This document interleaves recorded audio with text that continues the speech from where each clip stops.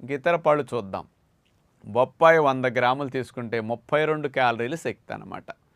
అంచేత ఎక్కువ మంది బరువు తగ్గాల్సిన వారు ఈ 3 ఫ్రూట్స్ని ఎక్కువగా తింటూ ఉంటారు. ఈ 3 సంవత్సరం పొడుగునా దొరుకుతాయి మీకు ఇప్పుడు. అందుకని ఇవి బరువు తగ్గాల్సిన వాళ్ళ ఇళ్లల్లో కంపల్సరీ ఈ 3 రకాలు పెట్టుకోవడం ఎప్పటికీ మంచిది.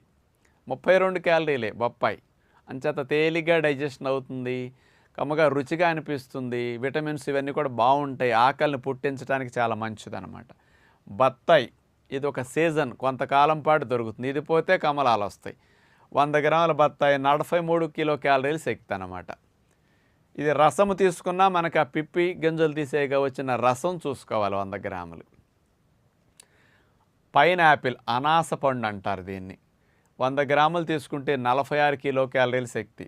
కమలా పండు ఇది చలిగా ఉన్న సమయాల్లో ఎక్కువగా వస్తుంది కమల, కాబట్టి